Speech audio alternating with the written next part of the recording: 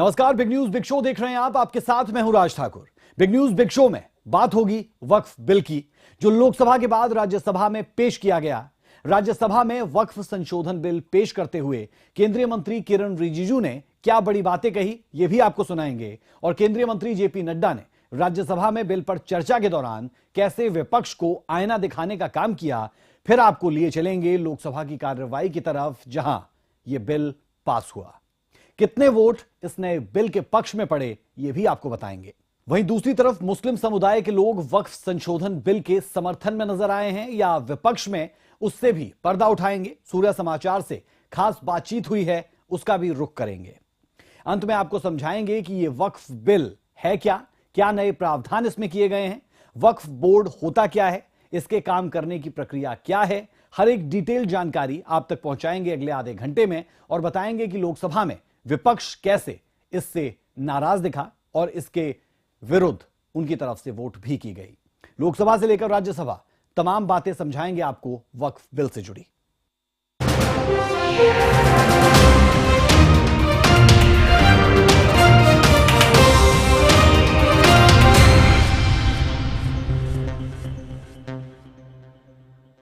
केंद्रीय मंत्री किरण रिजिजू ने राज्यसभा में वक्फ संशोधन बिल पेश कर दिया। इस बिल पर राज्यसभा में गहन चर्चा हुई। किरण रिजिजू ने कहा कि इस विधेयक में अपील का अधिकार शामिल किया गया है। अगर आपको ट्रिब्यूनल में अपना अधिकार नहीं मिलता तो आप इस अपील के अधिकार के तहत अदालत में याचिका दायर कर सकते हैं। ये बिल पास होने पर करोड़ों गरीब महिलाएं, बच्चे, गरीब मुसलमान प्रधानमंत्री नरेंद्र मोदी जी को धन्यवाद देंगे। वक्फ संशोधन बिल 2025 पर संसद में जोरदार चर्चा हुई। राज्यसभा में गुरुवार दोपहर 1 बजे बहस शुरू हुई, जो करीब 13 घंटे तक चली। देर रात वोटिंग हुई, जिसमें 128 सांसदों ने बिल के पक्ष में और 95 ने विरोध में वोट दिया। इससे पहले बुधवार को लोकसभा में 12 घंटे की बहस के बाद बिल पास हुआ था। वहां 288 सांसदों ने हां कहा, जबकि 232 ने ना। बीजेपी और उनके सहयोगी इसे बड़ी जीत मान रहे हैं। ये वक्फ के संशोधन विधेयक का एक बहुत बड़ा रिफॉर्म है। एक वाकिफ जिस मंशा से वक्फ को करता है कि हमारी इस प्रॉपर्टी को हम गॉड के नाम पे, अल्लाह के नाम पे वक्फ कर रहे हैं, और इस वक्फ की आमदनी से गरीब को, पसमानदा को, खवातीन को, अनाथ को, बच्चों को, महिलाओं को, विधवाओं को इसका फायदा मिलेगा। तालीम में या उनके हेल्थ में या और मदद मिलेगी।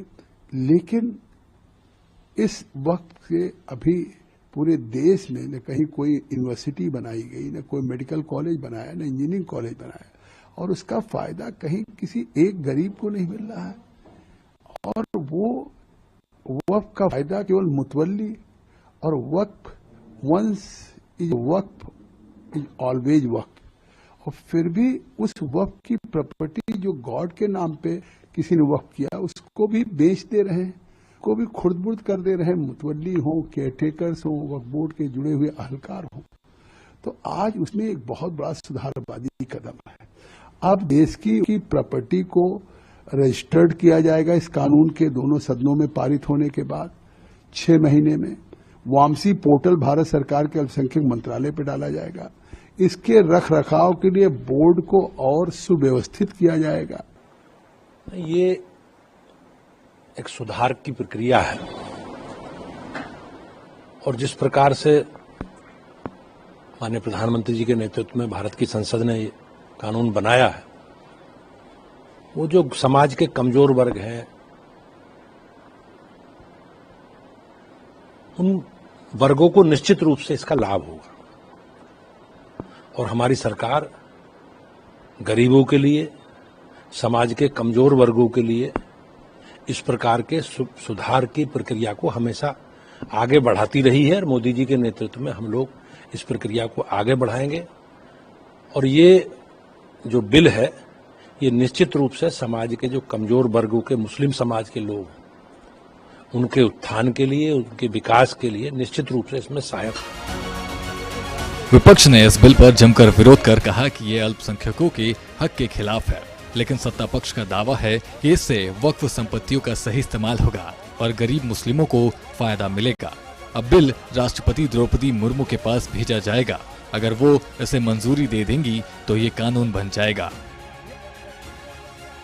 देश और इस देशवासियों के लिए उम्मीद का नाम प्रधानमंत्री श्री नरेंद्र मोदी है और नाउम्मीद का नाम कांग्रेस पार्टी, गांधी खानदान, समाजवादी पार्टी के श्री अखिलेश यादव जी, टीएमसी की ममता बनर्जी जी, आम आदमी पार्टी के अरविंद केजरीवाल जी, डीएमके के या जो विशेष तौर से वक्फ संशोधन बिल के खिलाफ लंबा चौड़ा भाषण दे रहे थे, उन सब के द्वारा लगातार यही कोशिश की गई कि मुसलमानों के हित में भाजपा की सरकार के द्वारा कोई काम न होने पावे।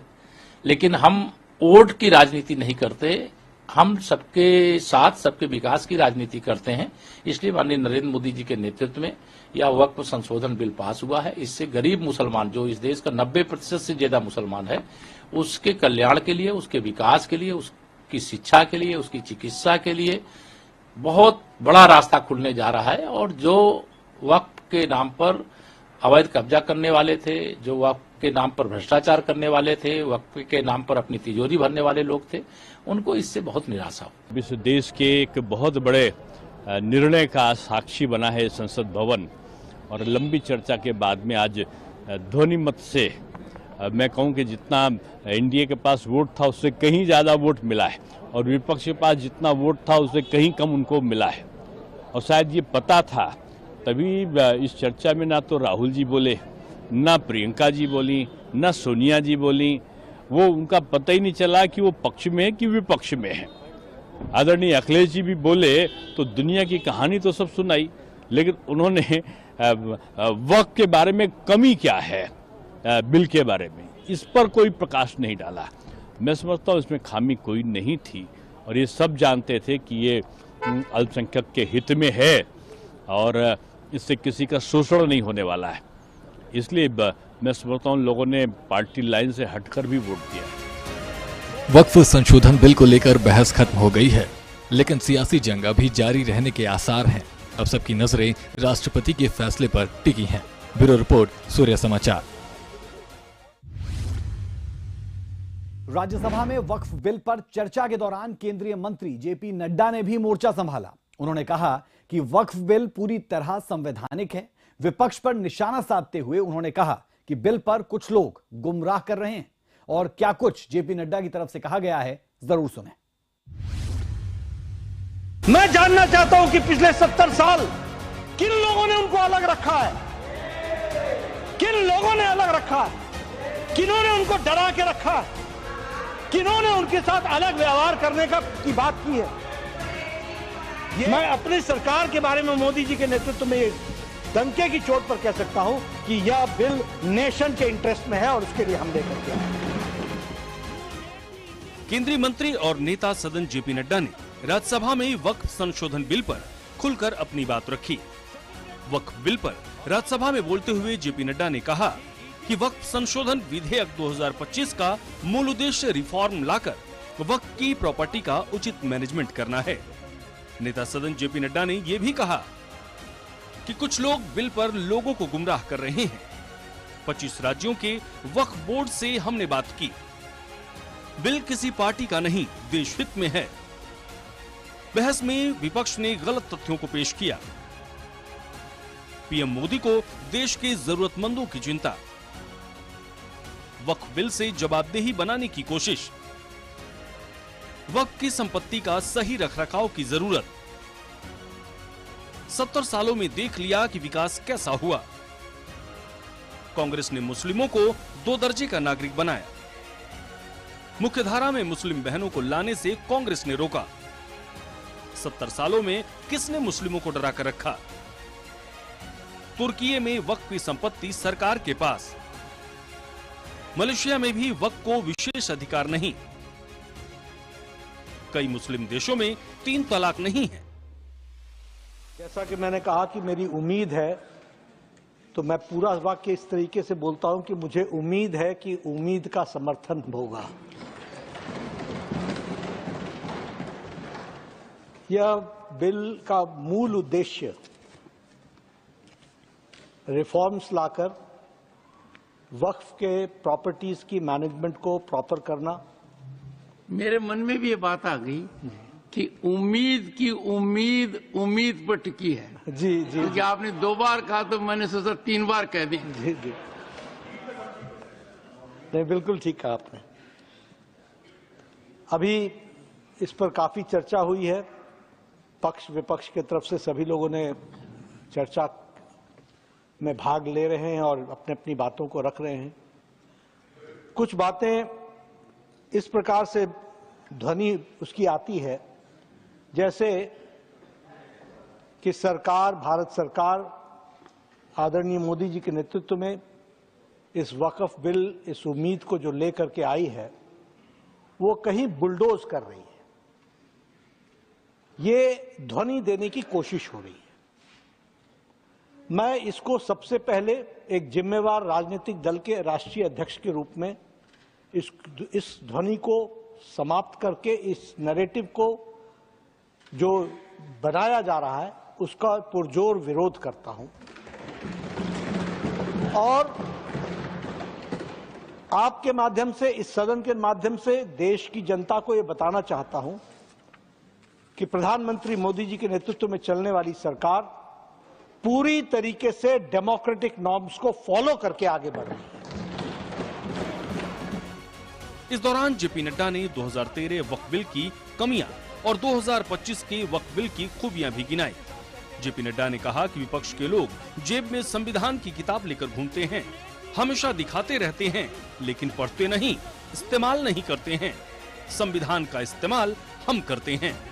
ब्यूरो रिपोर्ट, सूर्या समाचार। वहीं राज्यसभा से पहले वक्फ संशोधन विधेयक लोकसभा में पास हुआ, जिसका ऐलान लोकसभा स्पीकर ओम बिरला ने बुधवार देर रात किया। आइए जानने की कोशिश करते हैं इस खास रिपोर्ट में लोकसभा में वोटिंग के दौरान इस बिल के पक्ष में और विपक्ष में कितने वोट पड़े और माहौल कैसा दिखा। प्रश्न ये कि विधेयक पर विचार किया जाए। जो सदस्य इसके पक्ष में हाँ गए, जो सदस्य विरोध में ना गए, अब मतदान। बुधवार को मैराथन चर्चा के बाद वक्फ संशोधन विधेयक 2025 को पारित कर दिया गया। केंद्रीय मंत्री किरेन रिजिजू ने लोकसभा में बिल पेश किया, जिसके बाद इस पर देर रात तक चर्चा हुई और फिर वोटिंग हुई। देर रात करीब 1:56 पर लोकसभा अध्यक्ष ओम बिरला ने ये ऐलान किया। पक्ष में 288 वोट पड़े, विपक्ष में 232 वोट पड़े। माननीय सदस्यगण, शुद्धि के अद्यतन मत विभाजन का परिणाम इस प्रकार है। पक्ष में 288, विपक्ष में 232। प्रस्ताव स्वीकृत हुआ और विधेयक यथा संशोधित पारित हुआ। वहीं लोकसभा में बिल पेश करते समय केंद्रीय मंत्री किरेन रिजिजू ने बिल की खूबियां बताई तो विपक्ष पर करारा प्रहार भी किया। उन्होंने गुमराह करने का कोशिश किया गया है। ये मैं कुछ केसेस आपको बताना चाहता हूं। सर, आप देखिए आर्टिकल 25(1) क्या कहता है। संविधान का अनुच्छेद आर्टिकल 25(1) कहता है, subject to public order, morality and health, and to the other provisions of this part, all the persons are equally entitled to freedom of conscience and the right freely to profess, practice and propagate religion.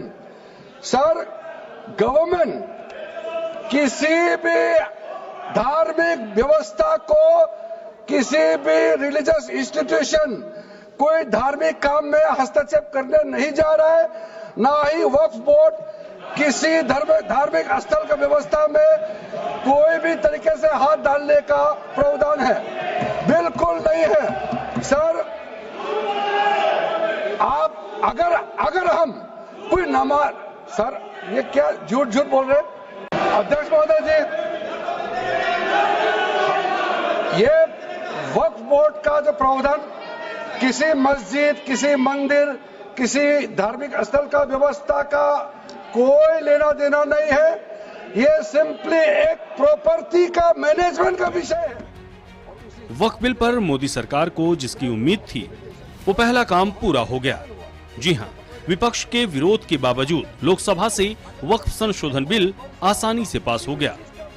Bureau report, Surya समाचार। केंद्र सरकार की ओर से वक्फ संशोधन bill पेश हुआ, जिस पर राजनीतिक सरगर्मियां देखने को मिली। बिल पेश होने से पहले ही विपक्ष ने बवाल करने की रणनीति तैयार कर ली, लेकिन दूसरी ओर मुस्लिम समुदाय के लोग वक्फ संशोधन बिल से काफी खुश नजर आ रहे हैं। आम लोगों की राय विपक्ष के राजनेताओं से बिल्कुल इतर दिख रही है। मुस्लिम लोगों का कहना है कि सरकार का यह फैसला काफी अच्छा है, जिससे उन्हें लाभ होगा। पीएम नरेंद्र मोदी का मुस्लिम लोगों ने धन्यवाद भी किया है, लेकिन लाजमी है कि एक तबका ऐसा भी है जो इससे नाराज चल रहा है और अपनी नाराजगी को व्यक्त भी कर रहा है।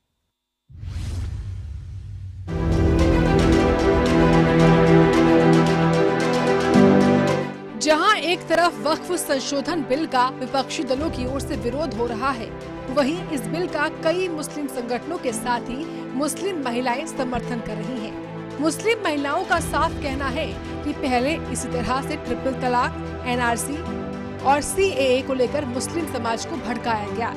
वहीं अब वक्फ संशोधन बिल के नाम पर लोगों को डराया जा रहा है। सरकार ने ये बदलाव तब भी लेकर आए थे जब ट्रिपल तलाक का कानून था। सरकार तब भी इस कानून को, जब सीए एनआरसी की बात हुई थी, तब बात हुई थी कि मुसलमानों को इस देश से बाहर भगा दिया जाएगा। कौन सा मुसलमान है जो चले गया था? सरकार ने जब मुसलमान जो माफिया हैं उनके ऊपर बुलडोजर चलाए थे, तब मुझे एक बात बताइएगा, तब क्या हुआ था? अगर आप इस देश में रहते हैं और इस देश के कानून का पालन नहीं करेंगे तो सख्ती तो होगी, वो मुस्लिम या हिंदू देखकर नहीं होगी। आज अगर सरकार मुसलमानों के हित के बारे में सोच रही है तो हमें तो इस बात का धन्यवाद देना चाहिए कि आपने सोचा तो सही, वरना सरकार को क्या लेना देना, जो सरकारी जो चीजें चल रही हैं वो चलती रहे। ट्रिपल तलाक देखिए, जो एक चीज किसका कितना गलत इंटरप्रिटेशन आज तक किया हुआ था, और बहुत सारे, अगर हम सारे भी ना कहें तो काफी सारे मौलवी और मौलाना ने अपने इंटरेस्ट के लिए किया हुआ था, ताकि जब ये सब तलाक के इश्यू होते थे तो जनता उनके पास जाती थी, और उन्होंने कभी ये सही चीज समझाई नहीं कि ट्रिपल तलाक तो वैलिड ही नहीं है इस्लाम के हिसाब से। तो जब सरकार इस पर लेजिस्लेशन लेकर आई तब भी बहुत सारी पॉलिटिकल पार्टीज ने इसका विरोध किया और क्या कहा कि मुस्लिम समाज में मुसलमानों के रूल्स में या शरिया के तहत इंटरप्रिटेशन करने की कोशिश करी। लेकिन सही मायनों में इससे मुस्लिम विमेन को बहुत फायदा हुआ, उनके अंदर एक हिम्मत आई है, उनकी स्थिति में सुधार हुआ है, और इसके बाद ट्रिपल तलाक के मामले बहुत ही कम हो गए हैं, ना के बराबर हो गए। तो इसी तरीके से इसका भी जो विरोध किया जा रहा है वो सारा प्लांटेड है, पॉलिटिकल पार्टीज का अपना बनाया हुआ है, जिससे वो जनता के नाम पे। आप मुझे बताइए, अगर हम कह रहे हैं कि जनता इसका विरोध कर रही है, वो जो जनता है आप चुन चुनकर उन इलाकों में जा रहे हैं जिनको पहले से ब्रीफिंग कर दी गई है बेसिकली। क्या आप किसी महिला के घर में, किसी मुस्लिम महिला के घर में जाकर आपने पूछा कि उन्हें, आपने उनको बताया कि वो 14 पॉइंट्स है भी क्या? जब तक आपने उनको वो 14 पॉइंट्स ही नहीं बताए तो आप विरोध करना या उसके पक्ष में होना तो उनको समझ ही नहीं आएगा, जैसा आप कह देंगे वो वैसा ही मान लेंगे।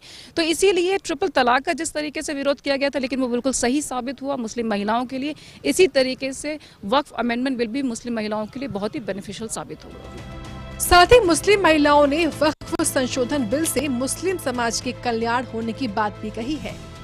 वक्फ संशोधन बिल में अगर परिवर्तन किया जाता है तो इससे जो मुस्लिम महिलाएं, ज़्यादातर जो गरीब पसमानदा समाज का तबका है, उसको लाभ मिलेगा। तो जो आम जनता इसका कोई विरोध नहीं कर रही है, जो गरीब लोग हैं वो उसका कोई विरोध नहीं कर रहे हैं, जो ज़रूरतमंद है वो उसका कोई विरोध नहीं कर रहे हैं। पर जिन्होंने कब्जे किए हुए हैं, जिनकी जेब में है सारी की सारी वक्फ की प्रॉपर्टी, जो उस पर अपना हक जमाए हुए हैं, वो उसको विरोध कर रहे हैं, क्योंकि वो उनके कंट्रोल से चली जाएगी। सरकार ने हिसाब मांग लिया। जब सरकार ने हिसाब मांग लिया, आपके पास जो इनकम आ रही है वक्फ बोर्ड की प्रॉपर्टी से, आपको हिसाब देना पड़ेगा कि भाई आपके पास ये इनकम आई, आपने ये खर्चा करा, आपके पास क्या बचा है, जो बचा है आपका नेक्स्ट ईयर में जाएगा। काबिले गौर है कि वक्फ संशोधन बिल केंद्र सरकार की ओर से गरीब मुस्लिम समाज के सुधार के उद्देश्य से लाया गया है। सरकार का साफ कहना है कि इस बिल के आने से वक्फ की संपत्तियों के प्रबंधन में सुधार आएगा, पारदर्शिता आएगी और संपत्तियों का दुरुपयोग कम होगा, जिससे मुस्लिम समाज का कल्याण होगा। ब्यूरो रिपोर्ट, सूर्या समाचार। वक्फ संशोधन बिल को लेकर संसद में तीखी नोकझोंक देखने को मिली। विपक्ष ने इस बिल का पुरजोर विरोध किया तो बीजेपी के दिग्गजों ने विपक्ष के हर वार का जवाब दिया।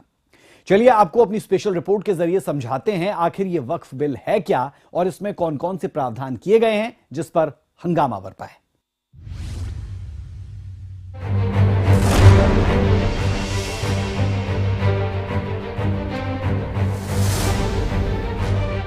वक्फ संशोधन बिल पर संसद में महाभारत देखने को मिली। पक्ष और विपक्ष ने मैराथन चर्चा के दौरान अपनी अपनी दलीलें संसद के पटल पर रखी। चलिए आपको आसान भाषा में समझाते हैं कि आखिर ये वक्फ बिल है क्या, इसमें कौन कौन से प्रावधान किए गए हैं जिस पर हंगामा बरपा हुआ है। 1950 के दशक में वक्फ संपत्तियों की देखरेख के लिए कानूनी तौर पर एक संस्था बनाने की जरूरत महसूस हुई। इसके लिए 1954 में वक्फ एक्ट के नाम से कानून बनाकर सेंट्रल वक्फ काउंसिल का प्रावधान किया गया। एक साल बाद यानी 1955 में इस कानून में बदलाव करके हर राज्य में वक्फ बोर्ड बनाए जाने की शुरुआत हुई। इस वक्त देश भर में करीब 32 वक्फ बोर्ड हैं। ये वक्फ संपत्तियों का रजिस्ट्रेशन और रखरखाव करते हैं। बिहार समेत कई प्रदेशों में शिया और सुन्नी मुस्लिमों के लिए वक्फ बोर्ड अलग हैं। 1964 में पहली बार सेंट्रल वक्फ काउंसिल गठित हुई। 1954 में इसी कानून में बदलाव करने के लिए केंद्र सरकार वक्फ संशोधन बिल लाई है। अब ये भी जान लीजिए कि वक्फ बिल में क्या बदलाव किए गए हैं। वक्फ बोर्ड में गैर मुस्लिम और महिला सदस्यों को शामिल करना, कलेक्टर को संपत्ति सर्वे का अधिकार देना, वक्फ ट्रिब्यूनल के फैसलों को हाई कोर्ट में चुनौती देने का प्रावधान शामिल है। यहाँ पर गैर मुस्लिम सदस्य रखे जाएंगे परिषद में और वक्फ बोर्ड में। उसका काम क्या है? उनका काम धार्मिक क्रियाकलापों को कुछ चलाने का नहीं है। वो शुद्ध रूप से वक्फ का जो कानून, दान के लिए किसी ने दी हुई संपत्ति, उसका एडमिनिस्ट्रेशन अच्छे से चल रहा है नहीं चल रहा है, कानून के हिसाब से चल रहा है नहीं चल रहा है, या तो दान जिस चीज के लिए दिया गया, इस्लाम धर्म के लिए दिया गया, गरीबों के भोजन के लिए दिया गया, गरीबों के उद्धार के लिए, वो उद्देश्य के लिए इसका उपयोग हो रहा है नहीं हो रहा है, इसका नियमन करने का काम है। अब मैं इसको मान्यवर वक्फ संशोधन बिल की पूरी टाइमलाइन की अगर बात करें तो 8 अगस्त 2024 को संसदीय कार्य और अल्पसंख्यक कल्याण मंत्री किरेन रिजिजू ने लोकसभा में बिल पेश किया। विपक्ष के विरोध और हंगामे की वजह से इस पर ज्वाइंट पार्लियामेंट्री कमेटी यानी जेपीसी बनाने का फैसला हुआ। 9 अगस्त 2024 को 31 मेंबर की जेपीसी बनाई गई। अगस्त 2024 से जनवरी 2025 के बीच कमेटी ने 34 बैठक की, कई राज्यों का दौरा किया, कई इस्लामिक विद्वानों और कानूनों के जानकारों से चर्चा की। 30 जनवरी 2025 को कमेटी ने लोकसभा अध्यक्ष ओम बिरला को रिपोर्ट सौंपी। 500 पेज की रिपोर्ट में सत्ता पक्ष की ओर से सुझाए गए 14 बदलाव किए गए थे, वहीं विपक्ष के 44 संशोधन अस्वीकार कर दिए गए। 28 मार्च 2025 को गृह मंत्री अमित शाह ने घोषणा की कि बिल संसद के मौजूदा बजट सत्र में दोबारा पेश किया जाएगा। 1 अप्रैल 2025 को केंद्रीय मंत्री किरेन रिजिजू ने बताया कि सरकार 2 अप्रैल को लोकसभा में बिल लाने की तैयारी कर रही है। 2 अप्रैल 2025 को बिल लोकसभा में पेश हुआ। वक्फ संशोधन कानून के 5 मुख्य उद्देश्यों पर नजर डालें तो पिछले अधिनियम की कमियों को दूर करना, अधिनियम का नाम बदलने जैसे बदलाव करके वक्फ बोर्डों की कार्यकुशलता को बेहतर करना, वक्फ की परिभाषाओं को एक तरह से अपडेट करना, पंजीकरण प्रक्रिया में सुधार करना और वक्फ रिकॉर्ड के प्रबंधन में प्रौद्योगिकी की भूमिका बढ़ाना शामिल है। कुल मिलाकर वक्फ एक धार्मिक मसला है, लेकिन इसका एक सच ये भी है कि इसमें धर्म कम ही रह गया है और नीयत बदल गई है। इस नीयत में सुधार की जरूरत भी है। केंद्र सरकार जो संशोधन बिल लेकर आई है, उससे यह सुधार कितना प्रभावी होगा, ये देखने वाली बात होगी। सूर्या समाचार के लिए ब्यूरो रिपोर्ट। पिछले कई दिनों से आप वक्फ शब्द कई बार सुन रहे हैं। कई लोगों के मन में यह सवाल आया होगा कि आखिर वक्फ का मतलब क्या होता है, इसकी उत्पत्ति किस भाषा से हुई है, वक्फ आखिरकार काम कैसे करता है। ये सभी बातें समझने के लिए आपको जरूर देखनी चाहिए सूर्या समाचार की यह विशेष रिपोर्ट।